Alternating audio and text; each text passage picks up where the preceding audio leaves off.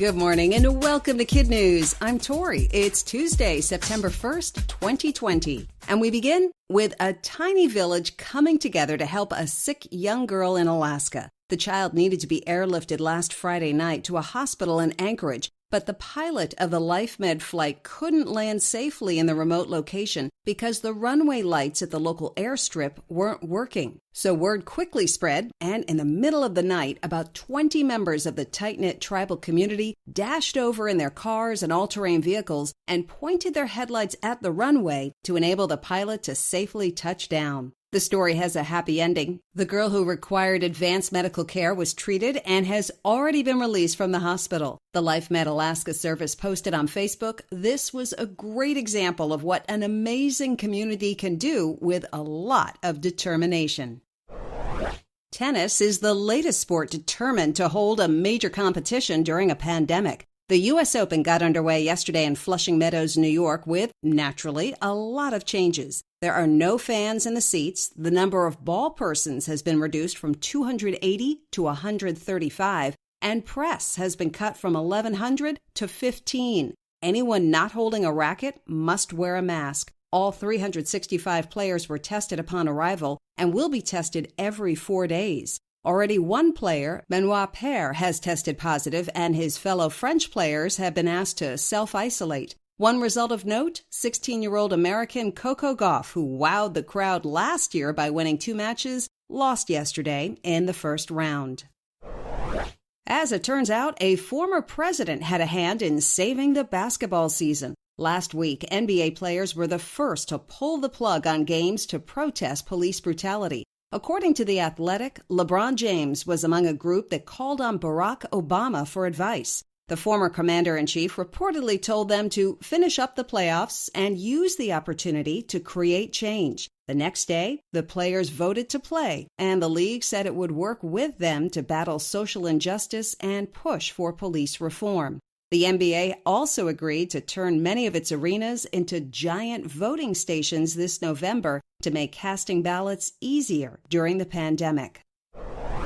If you're one of those people who really enjoys doing absolutely nothing, there is finally a college scholarship for you. Most scholarships cover some or all school tuition in exchange for a student doing something, usually a sport or getting good grades. But the University of Fine Arts in Hamburg, Germany, argues that in this overly busy society, not doing something may have some benefits. The submission questionnaire asks applicants to think about an activity they do not want to do, how long they don't want to do it for, why it is important to not do the specific thing in question, and why they are the right person not to do it. Applications are being accepted through September 15th, and 3 winners of the $1,900 stipend will be announced in November.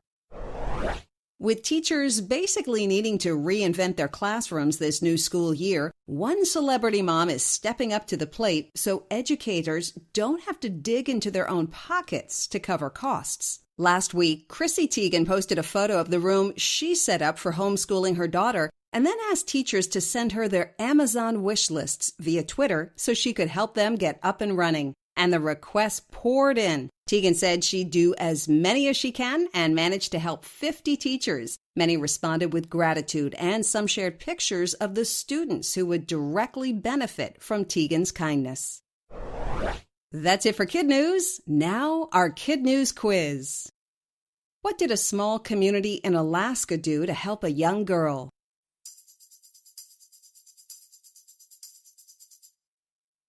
They used their vehicle's headlights to light up a local airstrip so a LifeMed plane could land. Which sport is the latest one to start a major competition during a pandemic?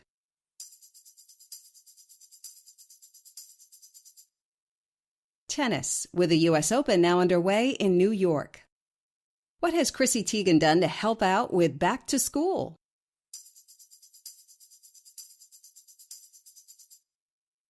She's fulfilled the wish lists of supplies from at least 50 teachers. What unusual kind of scholarship is being offered in Germany?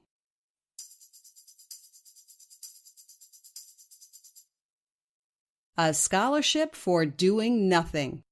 In one for the road. Here's a chance to hit the road for a really long time. A super optimistic travel company is putting together an organized bus trip that will go from London, England, all the way to Delhi, India, over a period of 70 days. Adventures Overland will use a modified luxury bus to take 20 passengers through 18 countries, with lots of stops to see historic cities like Moscow, Prague, and the Great Wall of China. Clearly, there's some cabin fever out there because 40,000 people have already expressed interest. The first journey will begin in mid-2021, COVID restrictions pending. Before we go, our KidNuz birthday shout-outs go to Colton in Mesa, Arizona, Evan in Smithville, Missouri, Hattie in Puyallup, Washington, Eleanor in Grand Rapids, Michigan, Reed in Austin, Texas, Lucas in Raleigh, North Carolina, Evan in Marshfield, Wisconsin, Abigail in Cranberry Township, Pennsylvania, Ziggy in Torrington, Connecticut. To Massachusetts for Mallory in Hingham and Caleb in Newton Center. New York for Natalie in Rochester and Alexandra in Plainview. And California for Will in Del Mar and Tristan in Los Altos. And we offer a big KidNuz teacher salute to Mrs. Lewis and her amazing students at Putnam County High School in Granville, Illinois. Thanks for listening. Don't forget, you can listen to KidNuz on Alexa by saying, "Alexa, play the KidNuz podcast." We hope you tune in for more KidNuz tomorrow morning.